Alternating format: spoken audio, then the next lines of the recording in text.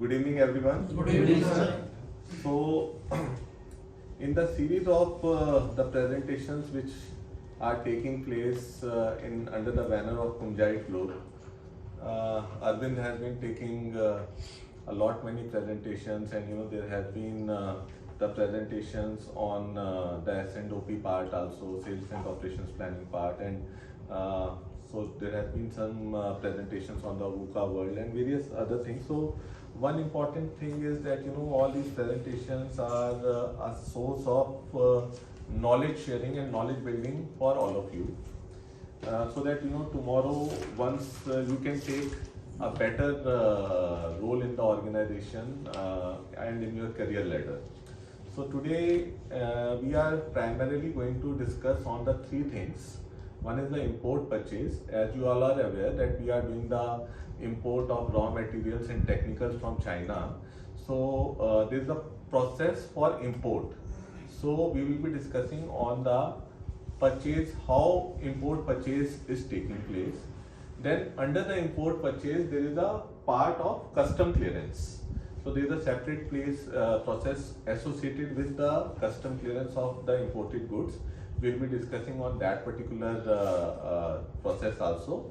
And then after the import we will be discussing on the export. So we are we are picking up, and we expect that we will pick up in our exports also in the coming year.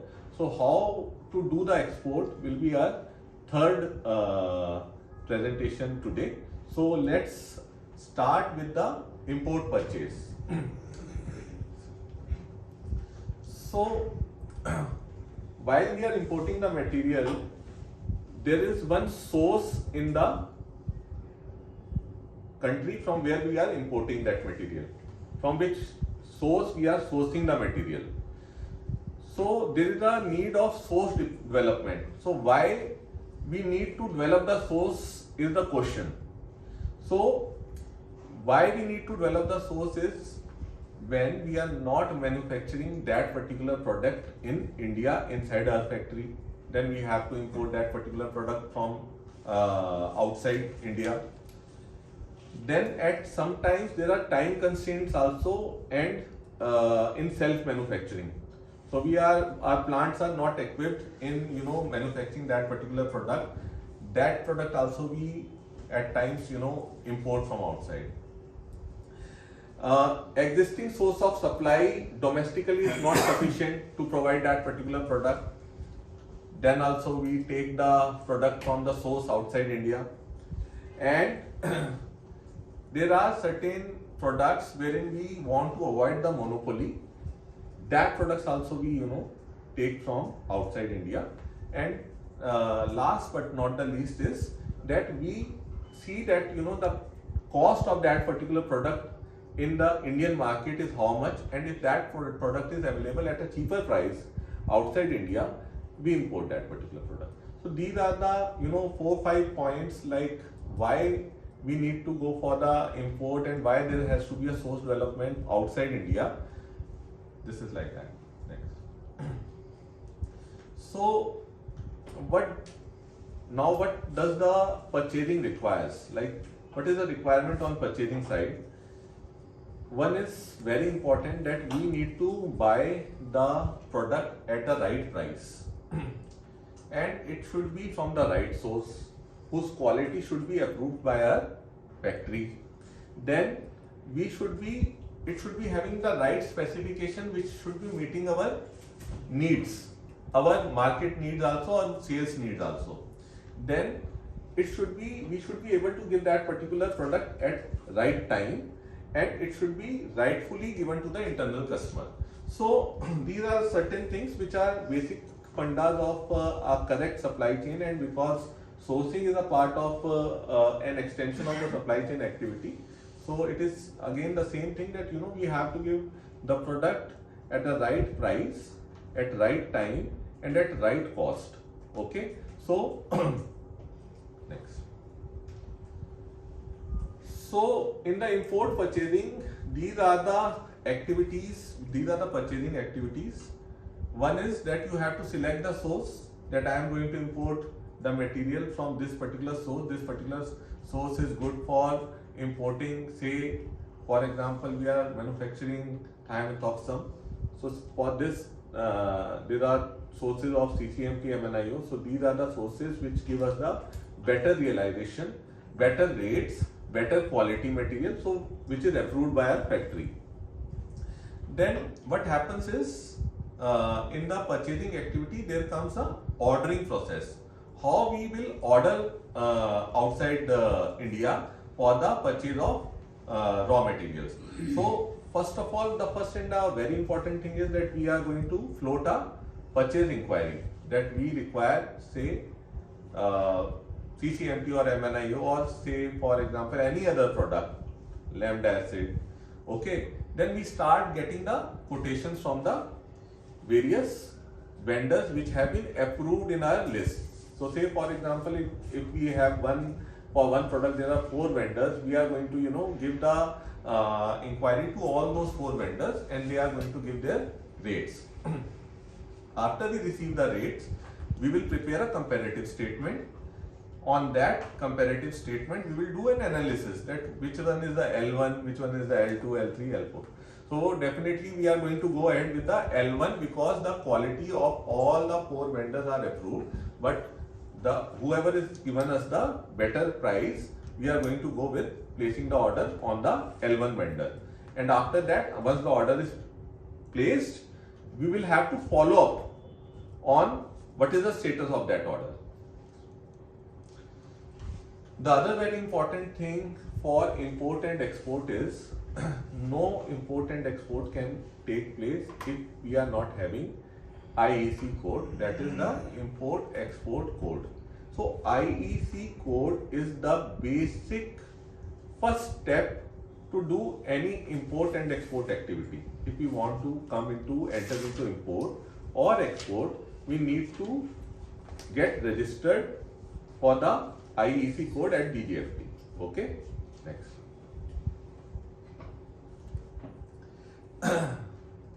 So we have discussed that in the purchasing process we have to invite the RFQs, that is the request for quotations. Then all those inquiries, after that inquiries, they are going to give you the rates, and once the rates are finalized, then we enter into contract by the importer and we are the buyer. So there will be a contract which will be established between both of us, and we will sign a contract. So this is particularly encompassing the entire thing. But as a import and export manager or a person who is dealing with the import and export, he should be aware that there are Incoterms, which are the short terms which are used in import and export trade. So the Incoterms, like there are हम जो बाहर use करते हैं, they use that we want the material on CIF. So when we say that we want the material on CIF, that means that the cost, insurance and freight will be borne by the exporter there. Okay, so say the price of the product is 100 rupees. Besides that cost, he will add the insurance cost of transferring that product inside India, and also the freight cost of sending that particular material from China to India. So CIF stands for cost, insurance and freight. Similarly, there is a terminology which is used in the international trade, that is FOB. FOB stands for free on board. That means you have to simply move the shipment from your factory. The exporter will move the shipment from his factory to the ship and place it on the board of the ship, and his duty is over. After that, everything will be borne by the buyer. Okay, so this is FOB.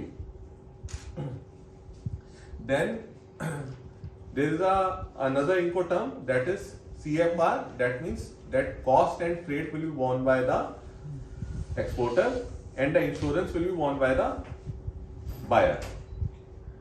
Then there is another term that is called ex works, that is from his factory. Okay, everything will be borne by the buyer, importer. So he will say that I can give you the material at this rate at X work, this is my price. Okay, आज हम domestic market के अंदर भी domestic freight उसके अंदर भी use करते हैं कि हमने एक्स वर्क दिया है, फ्रेट जो है अपना will be born by the party. So the same term is used internationally also.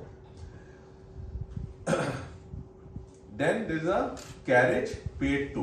In this particular thing, seller would pay the freight up to the destination, that is the sea or the airport, and buyer will be responsible for all the insurance and other destination expenses. Okay. Then there is carriage and insurance paid to. That means कि जो है आपने जो है carriage और insurance भी जो है अपना हमने पे किया है, उसने किसने जो है अपना क्या नाम है seller. Then is the delivered at place. That means it encompasses the entire thing. If I say that from his factory to my factory, I want the material, all the cost to be borne by the exporter. That is delivered at place. I want the material in my place, at my place. You add on all the costs and give it to me, the rate. Okay, then in that case, all the costs will be borne by the exporter. Okay. Next. Then you should be aware. So these are the very basic things, you know. People, those who have done some kind of diploma, all these things, you know, will have to shell out 25,000 rupees in getting this information which we are discussing here. So I think so this is an important thing. So whenever we are taking the material, okay, so once we are sourcing the material, we will have to make the payment of that particular material. So internationally payments 4-5 तरीके से होती है. पहले क्या है, पहला एक तरीका है कि हमने लेटर ऑफ क्रेडिट एलसी खोल दिया. हमने कहा भाई हमारा जो बैंक है वो उसको ऑथोराइज कर देगा कि हाँ भाई जो है अपना ये अगर दोगे तो मेरा बैंक आपको पेमेंट देगा. आपको मुझ पे विश्वास हो या ना हो, लेकिन जो है अपना वो बैंक जो है उसके ऊपर उसको होगा कि हाँ भाई जो अपना कुछ ना हो तो ये बैंक ने तो पेमेंट कर ही देनी है.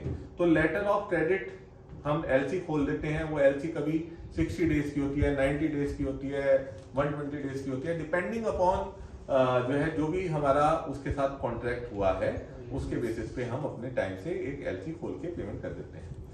डीपी साइड मतलब जो है अपना जब आपके डॉक्यूमेंट्स बैंक के अंदर आ गए तो आपको जो है पेमेंट करनी है. आपके डॉक्यूमेंट मतलब शिपमेंट आई और शिपमेंट आने के बाद आपने शिपमेंट के सारे जो डॉक्यूमेंट्स हैं वो आपने बैंक को सबमिट किए और बैंक ने पेमेंट कर दी. दिस इज नोन एज जो है document against payment. DA is documents against acceptance. ठीक है, इसका मतलब ये है कि सपोज कर लो कि उसने जो वहां पे जो भेज रहा है वहां से जो मटेरियल वो कहता है कि भाई साहब जो है अपना मैं आपको क्रेडिट दे देता हूँ 60 डेज का. ठीक है, तो जब जो है अपना या 30 डेज का, तो जो है जब मैं उसको जो है अपना 30 डेज का 60 डेज का क्रेडिट के लिए जो है अपना वहां से शिपमेंट मेरा चलता है, तो जब वो जो है अपना मैं उसको एक्सेप्टेंस दे देता हूं अपनी यहाँ पे जब वो शिपमेंट आ जाती है और उसकी मैं एक्सेप्टेंस दे देता हूं कि ठीक है बॉस जो है अपना अब जो है अपना मेरे डॉक्यूमेंट्स भी आ गए, सारी चीजें acceptance this has been finalize, वहां से जो है अपना ये this is known as document against acceptance. Okay. TT is telegraphic transfer which is 100% advance payment. किसी ने कहा भैया हमारे को तो एक्सपोर्टर ने कहा कि भाई मेरे को तो पूरा का पूरा ही एडवांस चाहिए तब मैं आपकी शिपमेंट चलाऊंगा वहां से. तो अगर if we go into that particular contract that means we have done a TT telegraphic transfer and 100% advance pay हमने वो शिपमेंट चलवाई. At present we have 6 import registrations. Okay, and we are looking forward for getting more of them. ये हमारे technical import registrations हैं. ठीक है. Next, primarily we have are import registrations in Kunzite group only. Okay. Then we are importing the intermediates for various products which we are manufacturing, primarily for chlorinoform, dipenthuron, imidacloprid, thiamethoxam, pratilachlor, butachlor, lambda, chloro, bifenthrin, tabuconazole, okay, and metribuzin. So and there are some of the R&D activities which are going on. So once we are clear with that particular products also, we will import further intermediates in the coming year. Okay, so we are in the process of expanding, and we are doing our R&D at our factory, and we are seeing that what best we can produce, and accordingly we'll do that.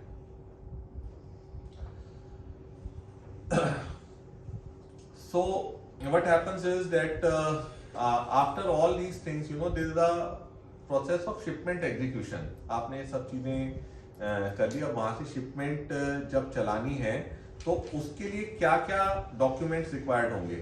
उसके लिए एक commercial invoice required होगी. There will be a packing list which is required. There is a certificate of analysis which is required. Certificate of origin is required. Insurance certificate और bill of lading. मतलब bill of lading उसको तब मिलेगा जब वहां से वो material ship पे लोड हो जाएगा, तो जो है अपना उसको एक बीएल मिल जाएगा. ठीक है, तो ये सारी चीजें जो है अपना शिपमेंट एग्जीक्यूशन के अंदर जरूरत है. ठीक है, जैसा कि मैंने बताया कि पेमेंट प्रोसीजर वही है कि सप्लायर जो है अपना ओरिजिनल शिपिंग डॉक्यूमेंट्स जो है अपने बैंक के अंदर जमा कराएगा. उसके थ्रू जो है अपना हमारे नॉमिनेटेड बैंक के पास जो अपना वो डॉक्यूमेंट्स आएंगे, और अकॉर्डिंगली जो भी हमारी जो टर्म्स एग्रीड हुई होंगी वैसे हमारी जो है अपना पेमेंट एग्रीड हो जाएगी. वो सप्लायर जो है अपना ओरिजिनल डॉक्यूमेंट्स बैंक को सबमिट करके करेगा जैसे, तो हमारा बैंक हमारे को जो है एक डॉक्यूमेंट अराइवल नोटिस बता देगा कि आपके डॉक्यूमेंट्स आ गए हैं. Then we will accordingly give the instructions to our bank to proceed for the payment. Okay, next.